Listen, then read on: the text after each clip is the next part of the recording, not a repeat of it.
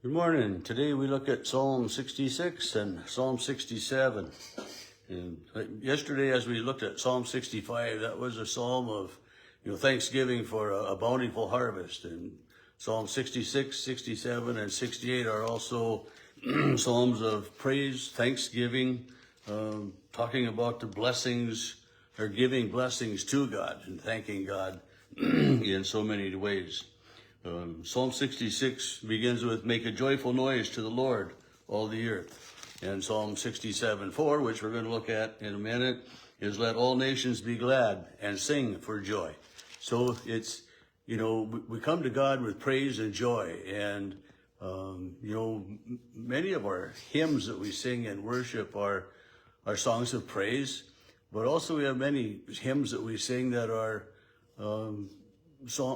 hymns that ask for blessings and remind us of God's grace and of God's love and of God's presence with us. And so, it's make a joyful noise to God, all the earth. And I make a reference to this once in a while, when people comment about singing, and I'll say, well, it doesn't, God says, make a joyful noise unto the Lord, or Psalms do. It doesn't say we all have to sing on key. And, we don't all sing on key. And I know in the past, there have been people that have provided, a song, special music at worship. And, they maybe don't have the greatest voice, but they got tremendous spirit. And they're praising God with that voice. And so we don't all praise God with the same voice, with the same notes, but we praise God and we offer our thanksgiving to Him. Say to God, "How awesome are your deeds. Because of your power, your enemies cringe and all of the earth worships you."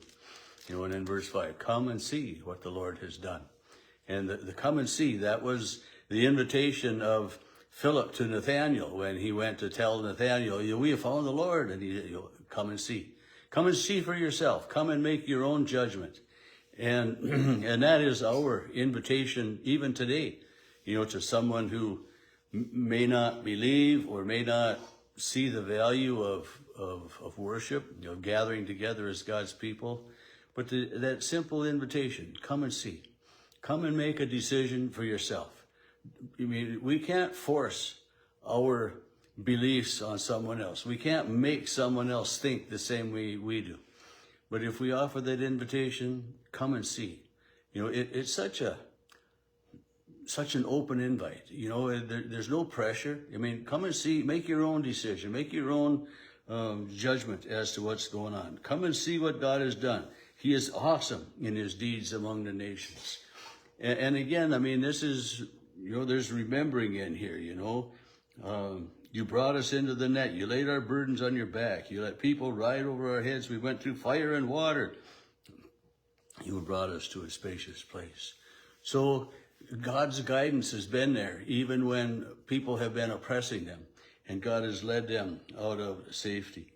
And verse 13 and on it talks about this personal sacrifice that the psalmist is going to make.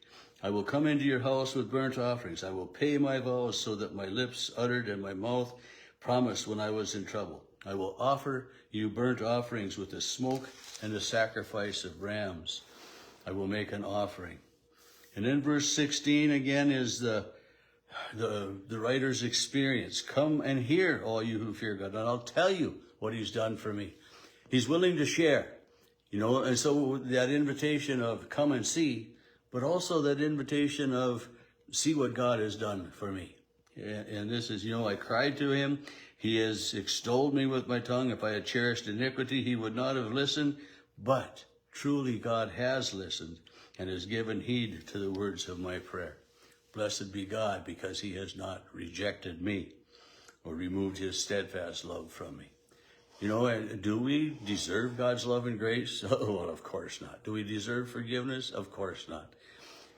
But when we come to God, when we come and see the blessings of God and what God so freely gives and so freely offers. And when we offer our prayers to God and we lay our concerns on God and it lightens our load to know that, just sometimes it's just, to voice the concern in a silent prayer to God. We have shared our burden, and he has taken that burden and made our burden easier just by sharing it. It doesn't always mean that the burden is gone. We all know that very well. But God has listened, and that's important to know. To remember. Verse 19, God has listened. And he's always ready to listen. Psalm 67 begins kind of with the doxology, or the blessing, the benediction that we use. May God be gracious to us and bless us and make his face shine on us.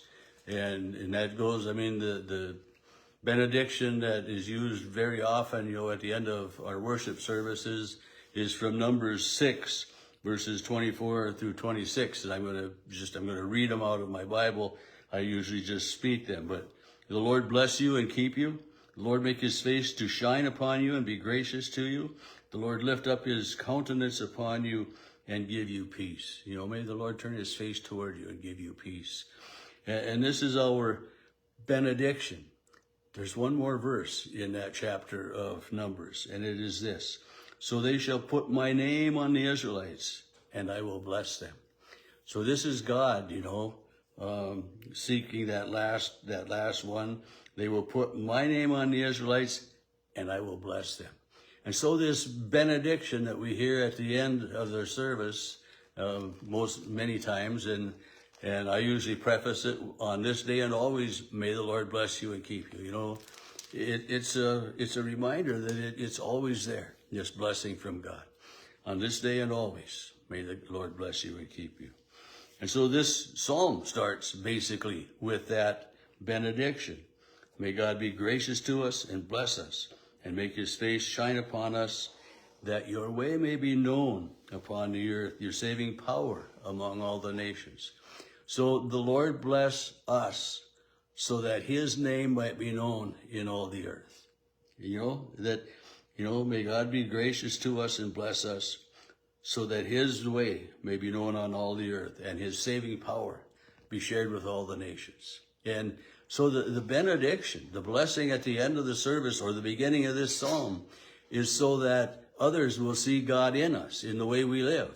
And that's what we say. They even tell we are Christians by our love, They'll know we are Christians by the way we live. But yet, so many Christians, so many others will look at Christians or churchgoers and say, they're a bunch of hypocrites. Well, we may be a bunch of hypocrites, but we're hypocrites that know we need God's grace and God's love. Doesn't mean we always live it perfectly every day, because if we lived it perfectly, we would indeed be Jesus Christ himself, and we are not. We just know that. But so we are, the psalmist here, and it doesn't tell us who wrote this psalm, but it begins with that benediction so that we might show others God. And then again in verse 4, it's, let the nations be glad and sing, for you judge the people with equity. He judges everybody equally, guilty, but forgiven in Jesus Christ. And then the last verse 6 and 7, the earth has yielded its increase. God, our God, has blessed us. May God continue to bless us. Let all the ends of the earth revere him, hold him holy. And so, it begins with that blessing, and it ends with a blessing as well. And this is God. A blessing at the beginning of life, a blessing every day, and a blessing at the end of